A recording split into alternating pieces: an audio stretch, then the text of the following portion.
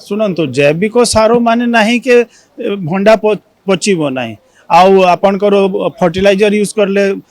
ये हम आपन बुझिले शीघ्र पाचिबो सेमती कथा नुहे सेटा भूल कथा अछि सार आमे मूड़े कोन पय दउचु सार दउची विभिन्न विभिन्न नाइट्रोजन फास्फोरस ए सब पाइबा पाए तो जे जैविक सार अछि सेटा कोन करूची सेटा जते बडे आपन पकेबे तो आपनकर एनपीके रो 25% कमी जीव माने जेति की दरकार ताथी 25% कमी जीव ये जे जैविक सार कहउचंती सेटा सार नुहे सेटा होची माइक्रोबियल्स जोटा कि माने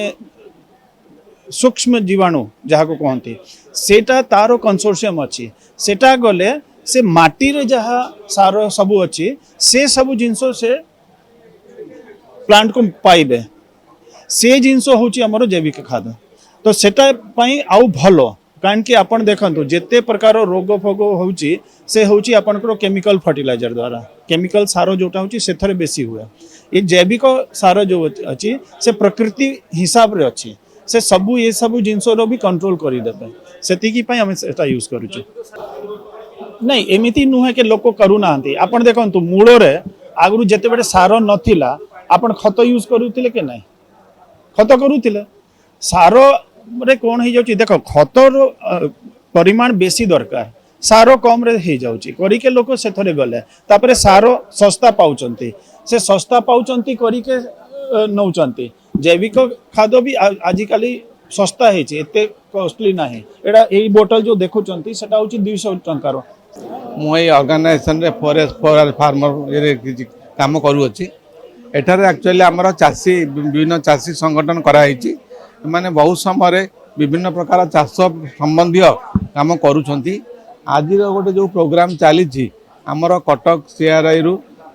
वैज्ञानिक मैंने आछंती से माने आमर चाषी भाई मानू उत्तम बिहन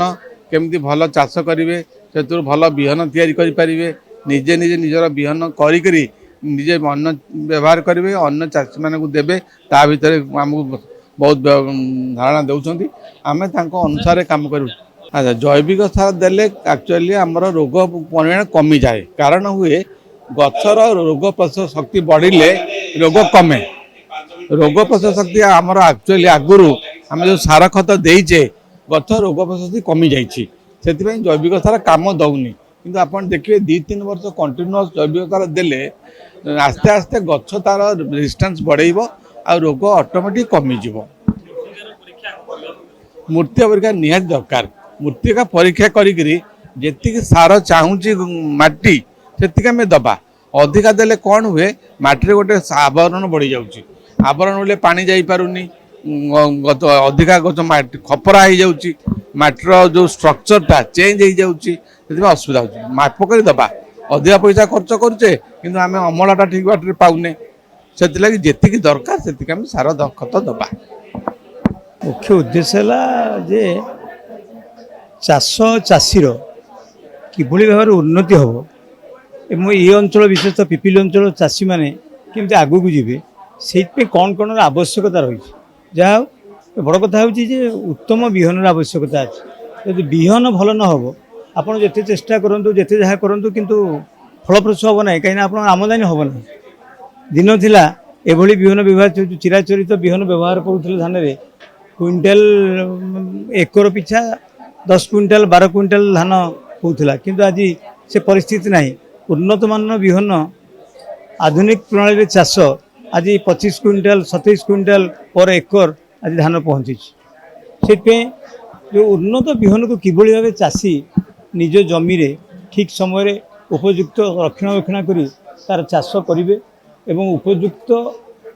दायित्व नेले निश्चित भाव में तार अधिक अमलक्षम हम से संपर्क में आज मुख्य आलोचना विषय वस्तु गोटे अवेयरनेस कहले अत्युक्ति नुह चाषी मानक बहुत भल चाषी आज एकजुट होती चाषी मानक मध्य आज से गुटाक प्रचार हम प्रसारित हम तो निश्चित भाव में आम किभली भाव में कौ विहन को कौ समय परिवेशन कले आम अधिक अमल पाइपर से ठीक समय आप विहन रोवा तली पकेवा दरकार धान रोवा दरकार एवं केते पानी आवश्यक दरकार एवं सार केते आवश्यक दरकार अଯଥା अत्यधिक सार न दे कौ सार देले केते परिमाण देले धान अधिक अमलक्षम हम এবং কিভাবে ভাবে কীটনাশক প্রয়োগ কলে ধান अधिक अमलक्षम हम कहीं अत्यधिक कीटनाशक द्वारा ही बर्तमान देखादेले विभिन्न रोग सृष्टि होती तेणु से सबको